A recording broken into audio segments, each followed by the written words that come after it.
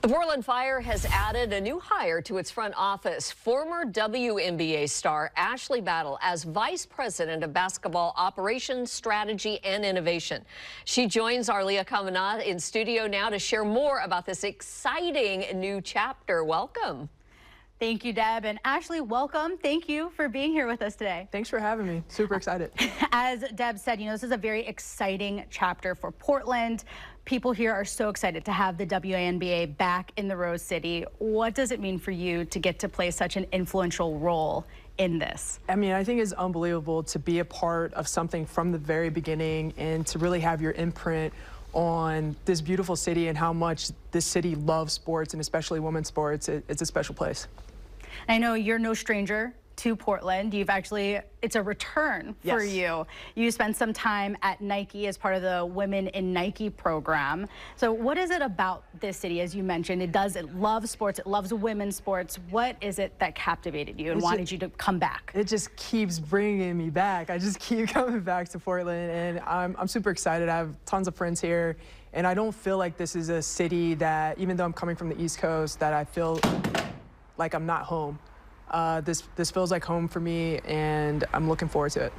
Well, we are so lucky to, of course, have you here. And part of your role is roster construction. It's talent identification.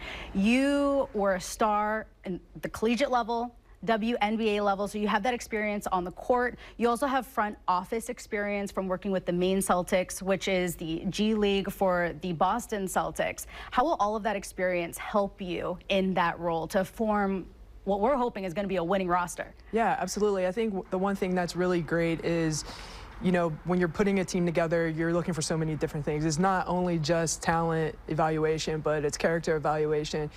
Are they going to be a part of the community, which you want them to be?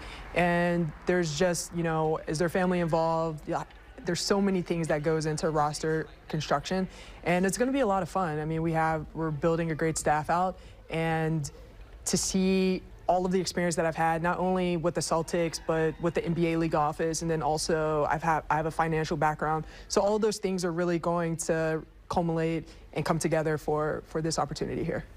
As having been a player yourself, you kind of touched on it, but what is the big things you really want to have in a team that really helps people gel, not just on the court, but off?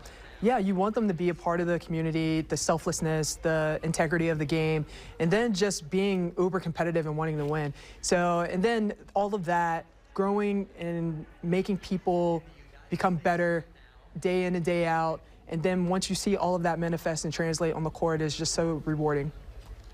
And going back to your time at Nike, you got to work with the interim president for the Portland Fire, Claire Hamill. How will that relationship you already have there be able to help you in this new role now and then transition with all of your goals with the Fire? Yeah, Claire's like the queen of Portland, first of all. she's everywhere. She knows everybody. So I'm really excited to have this opportunity to work with her again. And Vanya and I worked together at the league office previously. So, to be back and to have them to be my leaders and to work with them again is just truly amazing. And my last question for you, this is just such a big time for women's sports, women in sports. How is it for you to get to be a part of the movement and having watched it develop over your career? Yeah, it's been great. I personally feel like I never left the movement. I've always been an advocate for the WNBA. I used to broadcast for the Connecticut Sun the past 4 seasons. So I've always been, right there with the march, advocating for the league. And I think it's just unreal how it's been able to just explode and take over. Everybody who's been a part of the league knows that women's sports have always been great. This is not new to us who've been in here, but it's great to see the world finally see what we've seen for so long. And we have an awesome person here to help continue that here in Portland, women's sports, making it amazing. Portland Fire. Ashley, thank you so much for joining us. Thanks for having me. Deb, I'm going to send it back to you. Leah, thank you. Ashley, thanks for being here.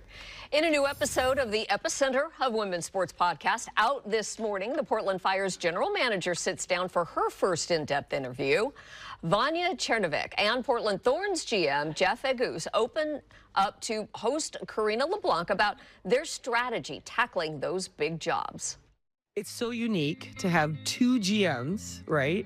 Different backgrounds, different sports, but aligned on something almost bigger than ourselves, something where you can actually move the dial in women's sports at a time where women's sports is taking off.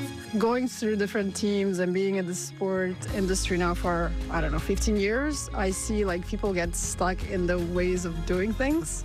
And it's easy to just rely on, we've been doing this for 20 years, it's good enough, you know? So I want to push the envelope, I want to ask questions, is it so? Is there better than good? Like, I hate the word good, you know?